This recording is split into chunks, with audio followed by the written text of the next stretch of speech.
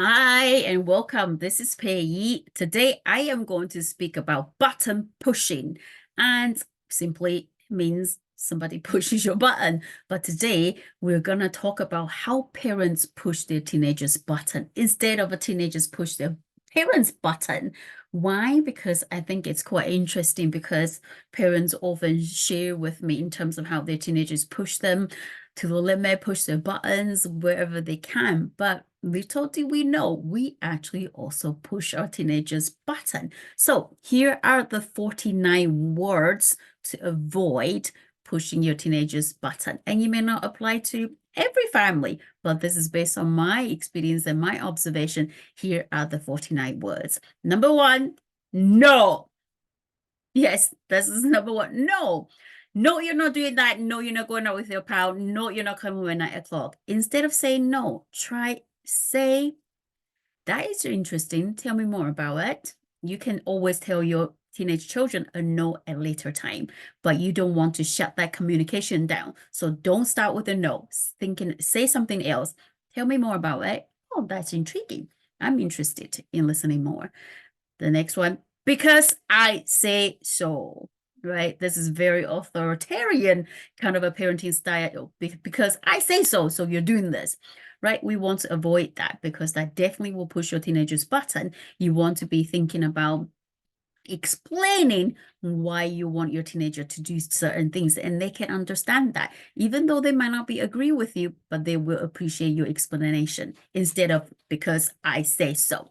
The next one, tidy up your bedroom. We know teenagers' bedroom is really dirty. It can be really dirty. Not that, okay, that's just too stereotype in general speaking.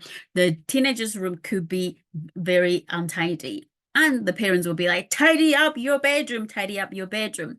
Too big a word for the teenagers, and that will push their buttons. So try to give them small tasks. Instead of saying tidy up your bedroom, say, can you please put the clothes away in the washing basket, make your bed, fold your clothes, right?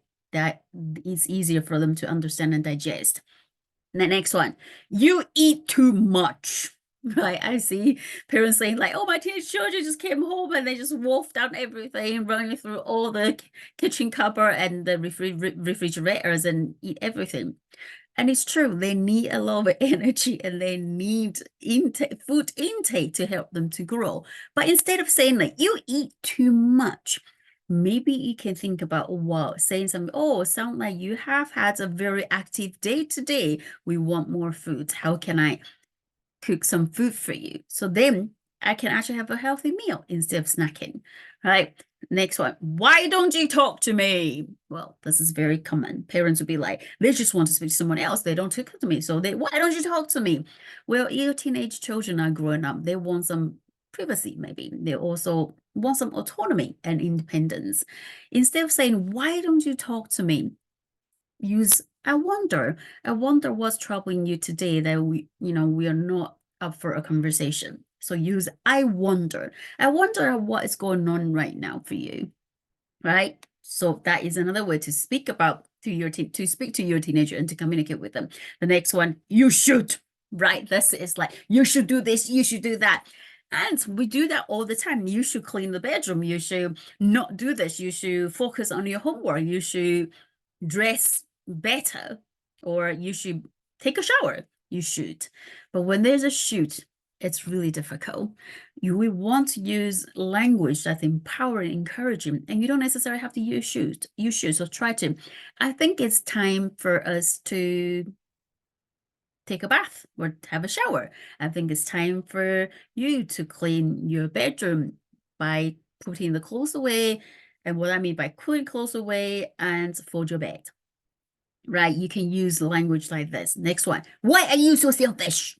You always think about yourself. Actually, oh, why are you so selfish is another one. It's like you only think about yourself. But remember, we talk about their brain is going through development. Focusing on self is a natural thing. It's not being selfish. They just don't have the capacity to think outside of themselves, but themselves just now. So you probably want to think about modeling that when your teenagers are thinking about themselves, you want to encourage that. You know what? I liked how you're looking after yourself and thinking about what you need right now so you can think about other people, right? That's very important. Next one, you should be grateful.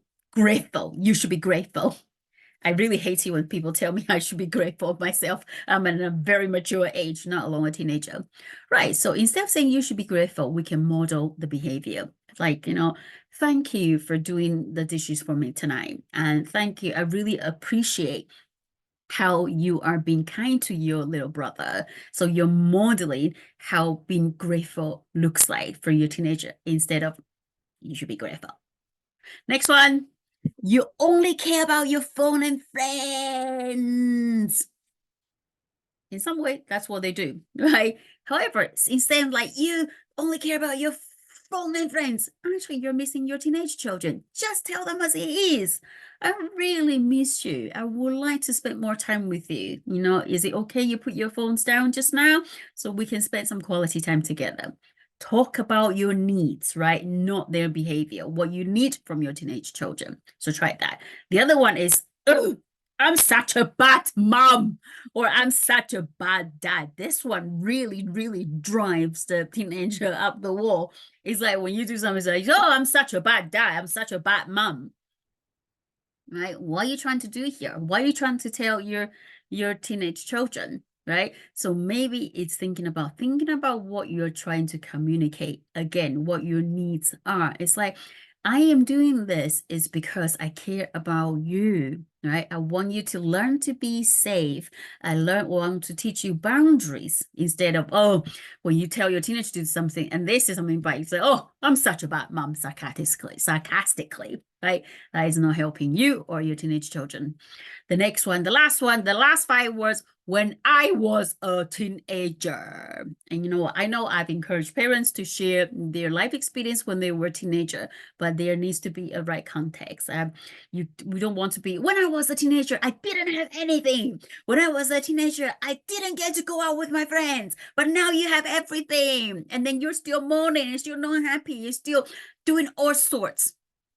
Okay, life circumstances were different, and I understand you want your teenage children to know about what they didn't have and what you didn't have and how much you have worked for them to provide for them, and again, simply say that, say, if you want to say, when I was a teenager, just simply say, when I was a teenager, this is what I used to do, and I know the situation is different now. This is what I hope for you. Right? Tell your children what you are really thinking, the intent behind what you're doing, so you can help them understand instead of all the 49 words I just said about. Right? Okay, I hope this is helpful, and there may be some more words you want to add. You can comment in the links what sort of things that push your teenage children's button. Right, I'll see you in the next video. Bye.